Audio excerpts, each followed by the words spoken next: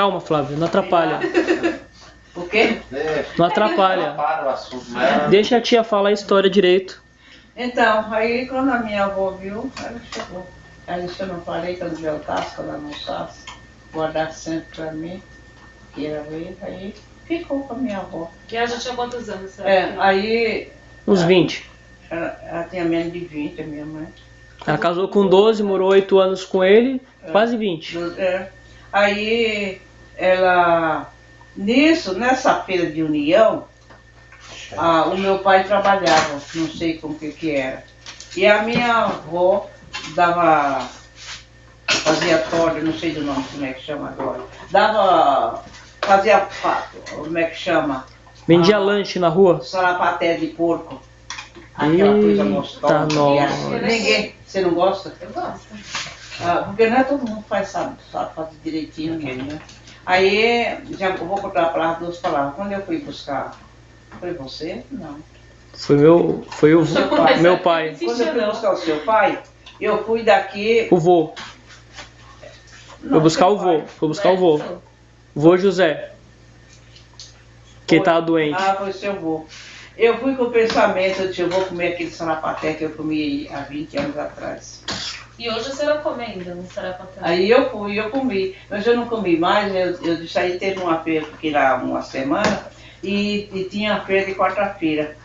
Aí eu saí andando, eu disse, eu quero achar uma senhora velha, eu disse como elas faziam mesmo. Tem uma senhora velha, tinha uma senhora de cor, encontrei a senhora velha, vestida de branco, um paninho amarrado na cabeça, e aquele sarapaté, daquele foguinho baixo. Andei, eu tinha um monte, mas eu disse, eu vou achar. Se eu não achar como eu estou pensando, eu não vou comer. Quando eu subi o morro na porta do açougue, estava aquela mulher. Eu fui com o seu tio, o Carlos, né? Aí quando eu olhei de verso... O Carlos se deu bem nesse dia. O Carlos também comeu. Aí eu peguei, fiz um pouquinho para ele, outro para mim. Mas eu comia mais, mas acontece que eu fazia tempo que não comia. O sarapaté é meio gordo. Eu estava tomando conta de vocês lá. E se eu ficasse doente? Como é que é? Me dava uma dor de barriga, desenteria, como é que é? Eu que estava dirigindo a curva, né? Aí eu comi só um pouquinho, mas que acabou que enchendo d'água. Aí eu comi, quando eu olhei o prato dele estava ali, porque aqueles olhos dele quando era pequeno, era verde e meio cheio d'água. Eu disse, você come esse meu? Ele falou assim, come. Aquela vergonha toda encolhida assim, parecia um cálido. Aí eu falei, você come? Eu digo, eu como, mas acontece que eu estou com medo de comer muito e me fazer mal, não estava desacostumada, né? E ele pegou e comeu. Mas até hoje, que tempo faz que vocês vieram de lá? Não foi você? Não, foi o vô. Foi o seu pai que veio. Era o seu pai que era pequeno. Né? O pai e o tio Carlos. Esse comia por todos, né? Esse comia por todos.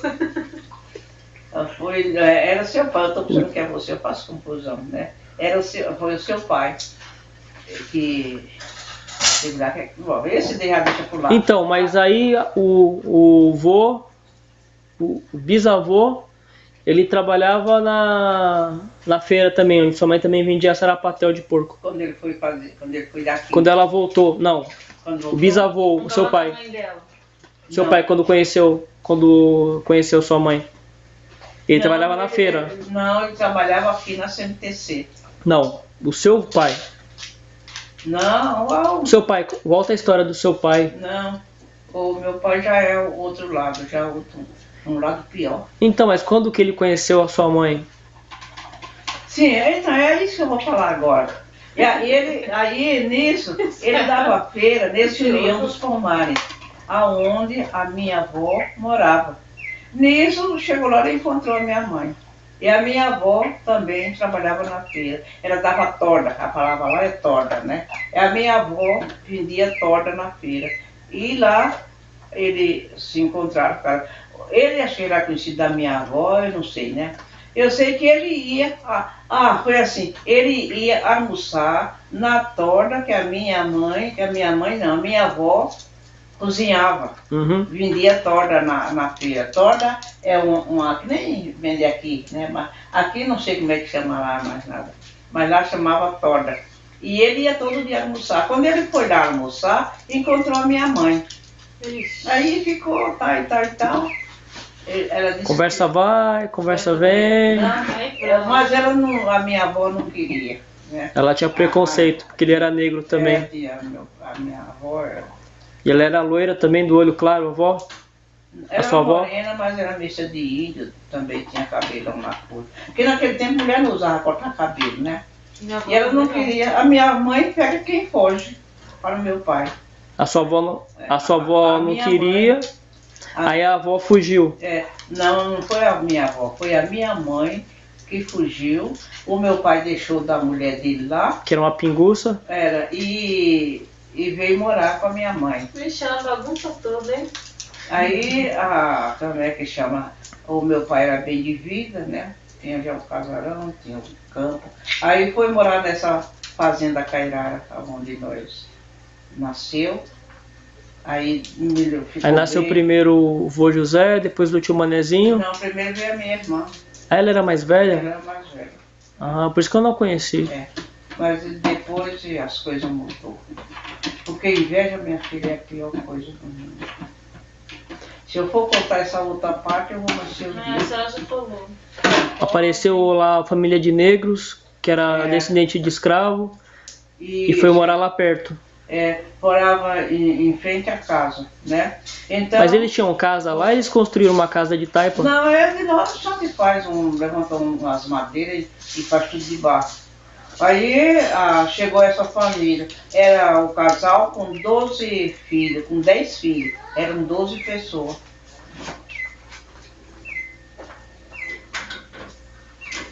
Tá trancado, tá trancado. Tá aberto aqui, daqui já tá aberto desse lado. Se decorar, eles gritam. Aqui tá aberto.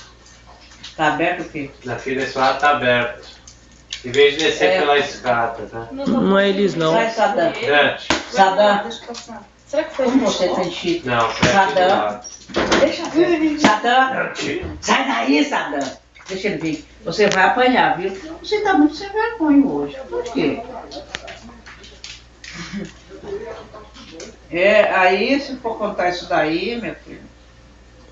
Essa família que ficou falando que a avó era feiticeira e ninguém sabia o que era feiticeira na época. Primeiro nasceu a minha irmã, que era mais escura do que eu. Aí tá tudo certo. Mas nasceu o seu vô. O vô José, que era muito branco e o vô era negro. Branco, né?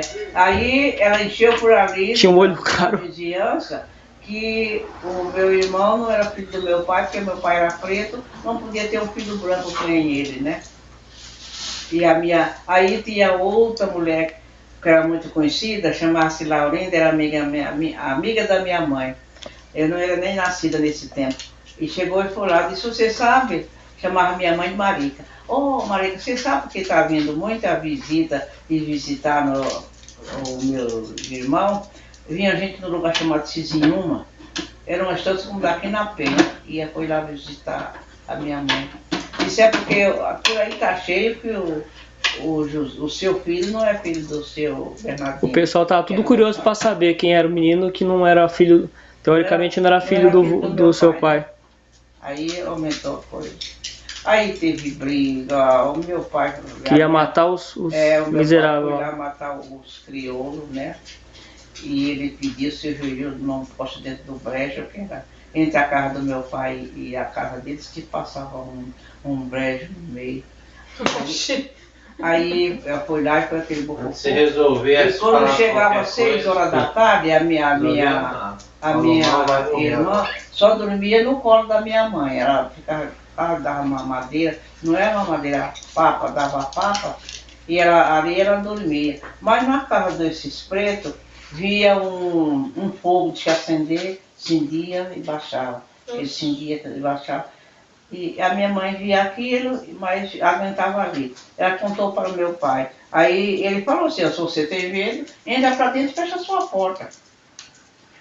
Aí depois elas falaram que disse que a minha mãe tinha feito uma macumba e tinha posto na casa de farinha, na mandioca deles, que eles iam fazer farinha, e depois tinha posto na mandioca dele, mas para fazer a farinha, para ficar tudo doendo, mas não foi. Minha mãe nem sabe. A gente não sabia. Inventou que ela era feiticeira. Na verdade, naquela época ninguém sabia o que era isso, né? E a minha mãe nem sabia o que vizinha falava feitiço, fazia. Ninguém sabia dessas coisas aí. Aí começou aquela briga danada. E as coisas começaram a mudar para meu pai.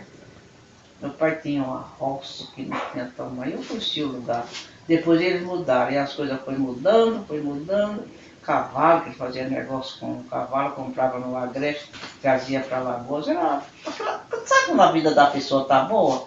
É tudo assim. Depois que ficou diferente, a minha mãe falou assim, vamos mudar daqui. Aí mudamos mais para frente. Saímos o lugar lá era a grota, ficamos mais para frente. E ficamos. Quando eles chegavam lá em casa, eles pisavam tinha a casa aqui, e o caminho era aqui na beira passando sabe o terreiro? Passava o terreiro assim, mas ela não pisava no terreiro para não deixar o resto. O rastro que deixava a macumba. E a minha mãe era feiticeira. Eles passavam pisando em cima do capim. Depois pegava a estrada lá para cima, não tinha areia para frente. Mas olha, eu falei para você da doença. Nasceu uma coisa na boca das galinhas, no bico das galinhas, uma caroceira. Nasceram os feitos das cabras que os cabritos não podiam mamar. Nasceu na boca dos cabritinhos. Os galinhas pegaram tudo com tossia que nem gente e caía. Ela escutava bum. Tinha uma mata, um pé de madeira bem grande que chamava-se Molongu. Aquele que a gente olhava assim de noite, eles caíam afora, mas não morreu. Porque quando eu olhava assim, estava preto de capão. A minha irmã aprendeu a fazer capão, está coçando, né, nego? E fazia aqueles capão, aquelas galinhas pesadas, aqueles capãozão pesado. Caía, eles ficavam com doença no bico, quando não era no bico, dava uma coisa de noite, eles caíam de lá, né? E tinha um pessoal que ainda roubava. É? E tinha um pessoal que roubava ainda, a senhora falou. Tinha outros também que chamavam-se Pelé. E um que tinha uma perna curta, mas era um ladrão. Foi quem ensinou a nós. Aí nós trepávamos no lugar bem alto, ele não podia tirar à noite. Eles pegavam uma vara, nós fazia também, porque para ver se era verdade que ele estava fazendo, e era. Eles eram tão safados que eles carregavam o capão e temperavam e ainda dava presente, levava presente para nós. A gente sabia que era da nossa galinha que tinha verdade, né? E deu essa doença nas galinhas, as galinhas tossiam, deu essa doença nas cabras, deu o ladrão na roça, de manhã assim, estava branca. Porque a mandioca, quando vira a folha, ela fica com a folha branca, né? Que ela assim estava branca. O milho, eles escutavam eles quebrando o milho. Está com sono? Tá. Quando o milho, a espiga de milho quebrando. Porque quando o milho fica maduro, seco, mais ou menos seco, a gente vira ele todo e planta a fava cobre e o milho fica ali dentro. A gente escutava eles quebrando o milho, quando quebra aqui a espiga, o milho seco, ele faz para escutava. E eles gritavam, ih! O grito até hoje eu não esqueço. Aí, ficava tirando sarro ainda. Ele ficava caçoando. Aí ele chamou as mulheres e quebrava o milho. Tudo quando era só a pequenininha que descascava. Mas o grande, a minha mãe socava assim, forrava toda a parede. Ela lançava o milho de um jeito assim, que nem parecia que era milho, nem dava pra coçando o milho, né? Nem parecia que era milho, quebrou todo aquele milho. O cavalo mexeu no lugar amarrado no canto plano, mexeu de vez em quando eu lembro do gemido que o cavalo dava com a perna quebrada, né? Aí, no outro dia o cavalo com a perna quebrada, aquelas galinhas morreram, as cabras morreram, deu uma formiga. Eu me queixo desse estufamento que eu tenho até hoje, do veneno que eu engoli lá. Então a gente não tem de morrer, não morre, né? Aí a formicida tatu você conhece, né? O pior veneno que você tem. É? Tá com o quê? 7 vidas. Aí a formicida tatu, que é um veneno miserável, onde ele bate, o chão fica preto. Né? Então, aí nós soltávamos algodão. Pra cima era milho, mandioca e fava. E pra baixo assim era algodão. A gente olhava assim, quando ficava de manhã também, o algodão quando vira a folha de um lado para o outro, fica branco, né? Um lado é verde, quando vira a folha, você já viu a folha do algodão? Tem algodão grande e algodão abaixo. Ele é pequeno, não cresce muito. Tava aquilo branco. Da luxúria do meu dedo, a formiga cortava aqueles braços, tava aquilo branco assim. Não dava uma gasura. Porque primeiro dá uma gasulinha bonitinha assim, depois vira aqueles blocos brancos assim. Quando nós estávamos bem, a gente olhava assim de noite, aquilo estava branco. Quando ele abre, a gente espera ele amadurecer, depois vem o sol, ele estoura e abre. Fica aqueles focos desse tamanho, hein? Só pegar na frente e puxa. Mas o algodão não deu mais, porque a formiga cortou, que só deixou o topo. E saía, quando elas ficaram também sabidas que nem nós, que elas não saíam cedo. Era essas horas assim, aí mais tarde quando a gente saía com a candeeira de gás, iluminando. Olha, elas vinham, a roça era aqui, elas iam como na rua de cima, lá que elas estouravam aquele buraco. Porque quando elas percebiam que tinha veneno, elas não saíam mais ali. Se elas passassem, ela morria. Então, elas faziam outro buraco. A gente tinha que esperar elas vindo lá do outro buraco, fazia aquela estrada e a gente saía atrás. Elas na frente, cada um com o seu balaio na cabeça, aqueles folhas na cabeça. Você conhecia a formiga carregando mato? Não. Você nasceu aqui? Não. Nasceu aqui em São Paulo? Não. Não. Mas não viu essa coisa. Ela sai com aquelas folhas grandes na cabeça, faz aquele carreiro. Onde ela passa, no santo, ela limpa o chão e faz aquela estrada. A gente sai naquela estrada atrás delas, né? Para chegar lá, pôr. Quando ela via que a gente estava mexendo para pôr o veneno, ela se mergulhava tudo para dentro, sumia naquele buraco. Ela saía naquele buraco e ali não saía mais, elas iam estourar em outro lugar. Mas ela estourava naquela... Formiga inteligente, hein? É inteligente. E quando as coisas vêm por praga, aqui não foi praga, não foi em Macumbaí, ainda tem mais outra coisa bem forte para contar. Aí elas mergulham ali e estouram no outro lugar. Onde elas estouram no outro lugar, elas voltam para cá, cortar outra vez. Eu sempre sabia, da grossura do meu dedo era o algodão que cresce, né? Eles ficam tudo mais ou menos nessa altura. Ele está com o ouvido coçando. E elas estouravam e lá, a gente ia lá e ainda achava algumas. Porque quando o dia clareia, elas mergulham tudo para dentro, para não achar ela. É uma coisa esquisita. Aí, quando passou, e aquilo foi se acabando. Se a gente ficamos de um jeito tão pobre, que a gente, eu falei para você que a mandioca não... Vai deitar, Já vou Deixa também. aberto, o portão está trancado. Não, Tá meus aberto. meninos, eles estão Tá aberto.